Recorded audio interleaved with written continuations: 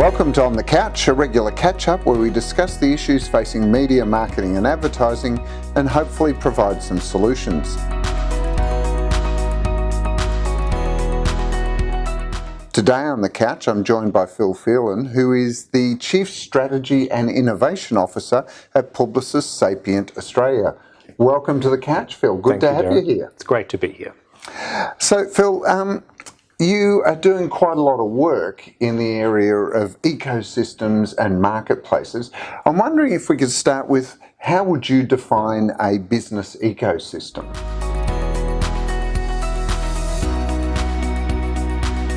So a business ecosystem is fundamentally a business model in which the primary business withdraws from activities in its value chain to allow other kind of smaller or mid-sized businesses to come in and collaborate with it. And it does that to, in some way, kind of outsource its growth. Mm-hmm. The best example of that is Apple and the App Store. So Apple, is a fantastic developer of apps for iPhones, as you would expect, and they still are. And were for many years, and that at a point in their business life, they decided to stop and to essentially open up their platform to first hundreds and then thousands of other companies to develop applications on top of the Apple iPhone platform. And in doing so, they essentially outsourced go-to-market product development, made a couple of $1 billion in the process, and essentially created a big marketplace economy on top of themselves. But they actually did it by pulling back from doing things in their value system. Okay, so that's an ecosystem, and then you mentioned marketplace. So what's an example of a marketplace?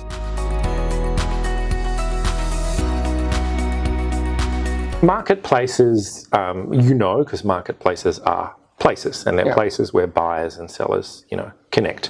An online marketplace is different in some ways. So an online marketplace allows the local to go global, allows things that are temporal to become on demand, and also sells not just products but services.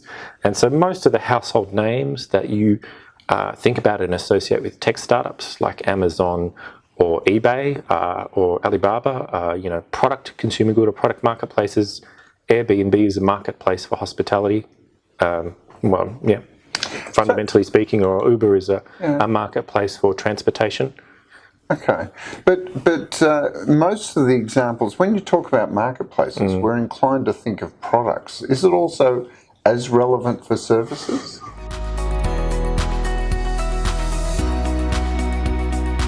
It hasn't been. So the big marketplaces that have achieved scale are primarily all product marketplaces, and service marketplaces haven't yet been able to achieve scale. And that is because, as any kind of services marketer knows, services are complex and they're subjective and they're very hard to organize and they're delivered in the real world. And there's just, I guess, a much higher degree of labour intensiveness and complexity to deal with. But in Australia, services are a big section of our economy and a big section of our workforce. And we can definitely see a lot of startup activity happening in services and regulated services coming in the next few years. Because I was going to say, what is that opportunity? How do you even start thinking about, creating either an ecosystem or a marketplace for services?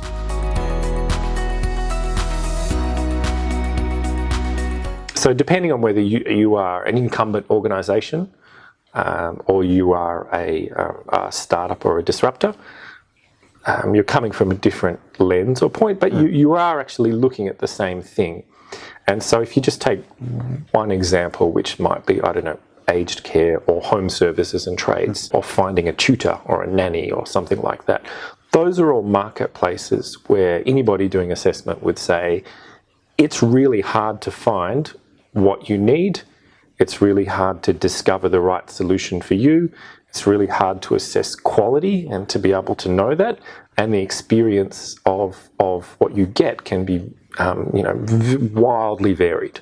So these are really complex but also really inefficient markets. And anywhere where you have inefficient markets, you have an opportunity for a disruptor to come in and scale, or you have an opportunity for a big incumbent firm to be able to answer more needs of their existing customers. So a university might be able to answer tuition needs, or a building products company might be able to answer renovation needs by extending further.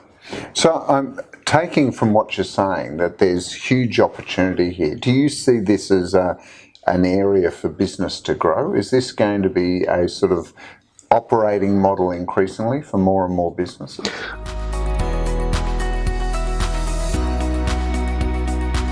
I think what we think is exciting is it isn't just for the startups with VC funding. It is once you start to enter, in particular where we are now with bigger business ecosystems and more complex kind of service marketplaces that need more intensive management, it actually starts to suit bigger incumbent firms being able to stretch into that. So people being disrupted, being able to adopt those methods, because that's fundamentally all these tech startup companies are methods of going to a market.